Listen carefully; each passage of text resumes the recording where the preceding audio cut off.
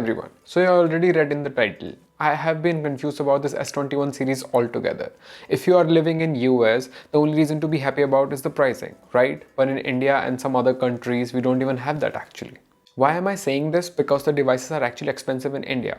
I'm not going to do the calculation again, but I hope you all know that. The only gain we have this year is the processor, but I cannot even say that for US and China because the Snapdragon 888 is not that faster from Snapdragon 865 Plus.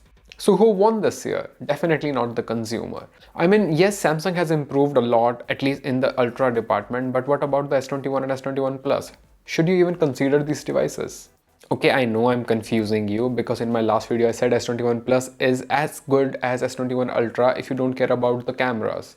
But why would you even want to consider upgrading from S20 series last year? You are losing charger, earphones, expandable memory and RAM if you are in US.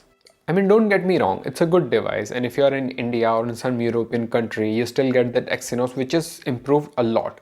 But in the camera department, they're the same lenses. Yes, the ISP is changed, but the output is kind of similar, which was not very different from S10 itself. After using this device for a while, I think the last year S20 was more premium. I don't know, that sort of feeling I get when I hold this device. So when I use it, I feel like it's more of a OnePlus 5T sort of feeling. So it does not feel like a glass from behind. It's more like aluminium body. So I think S20 was more comfortable. Also, I was expecting a little bit more frosting or the matte sort of finish on this device, but this is very plain. Yes, you don't get that fingerprint and it's not glossy like last year, so you don't have to worry about scratches. But yes, I think the S20 was more comfortable and premium device last year. And I'm really fine with the flat display, but it makes the device a little bit wider. The camera housing that blends with the frame, it's kind of growing on me.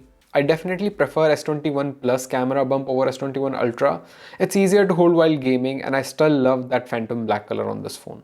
Overall, I like the design, it's great and it's unique, but somehow I feel I'm using a phone from the past when manufacturers were using aluminium body overall, and I think I missed that grip and the glass feeling. Well, you can't have it all. Also on display, I stand by with my statement, which I said when I first used the S21 Ultra. I seriously don't know what to look in the display anymore. I mean, it's great, but if you give me S10 display on S21 Ultra, I will still not be able to tell you the difference. Yes, you get a high refresh rate like S20 last year. Yes, it's adaptive, but if you're a normal consumer which does not care about the battery as much, I think this is not a big change for you. The display otherwise is amazing. I mean, it's a Samsung display, and I think I'm going to talk about display more when they're going to screw up. But as of now, they're the king of displays. But you lose the option to use the 1440p on 60Hz. I know it's very difficult to tell the difference, but you know when you lose something. So in my opinion, the display is not an upgrade over last year's S20, and yes, you get a little thinner bezels, but you also lose that slightly curved display. See, confusion. Now let's talk about the major improvement from last year or even from the S10 series, and that is Exynos. So if you're living outside US or China, you get Exynos 2100, which is technically still behind Snapdragon 888, but it's a huge improvement over Exynos 990. And if Exynos 990 is bothering you, then definitely it's an upgrade. This phone doesn't heat up, at least in the normal day-to-day use. The battery life has been improved from last year. Gaming has been improved as well. But I would still say Exynos is not a gaming processor, but other than that, the performance has been great so far, so I'm not complaining about Snapdragon or Exynos this year. Yes, I saw some video where people say that it still heats up and throttles, and in some video people are saying that it is a slightly better than Snapdragon 888. Well, I don't have a Snapdragon 888 phone, but I can say one thing, it has been a great experience so far with this phone, and this is one of the best experiences I have had with a Samsung phone. One more thing that has been improved, and that is the fingerprint sensor. It is more reliable, the scanning area is bigger, and it is slightly fast. For me, after processor, this is the huge improvement. I have always liked the idea of in-display fingerprint sensor, but it has been really hard to pull that off because when your hands are wet or very dry, it's been difficult to load with the past Samsung phones. Although the S10 fingerprint has been improved as well, but this is definitely a huge improvement over that. Another upgrade this year, at least for Exynos, is the battery standby. So after removing their custom Mongoose chip, the battery standby has been improved dramatically.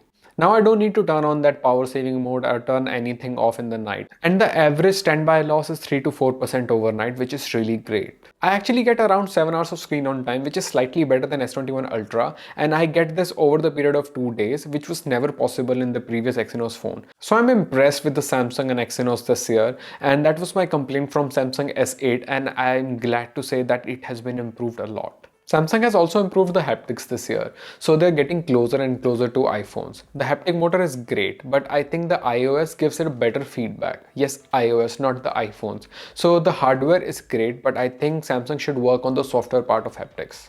I mean, what else? The camera is basically same. So I compared that camera with iPhone 12 and S21 Ultra if you want to go check that out. But you also get the same hybrid zoom. So they're using that 64 megapixel camera and cropping it. You still get that 8K 24 frames per second video, which is still unusable. And you get some extra features, but I think you're going to get that in the previous generation as well.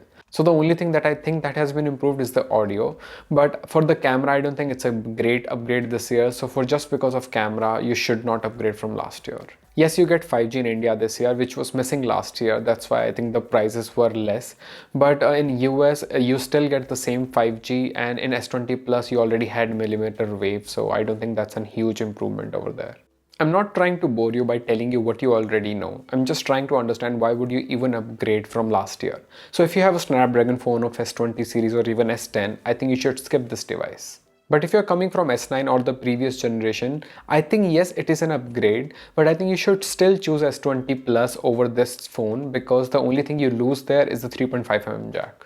But when it comes to Exynos, I know you lose a lot of things, but this is an upgrade from the last 4 or 5 generation of Exynos.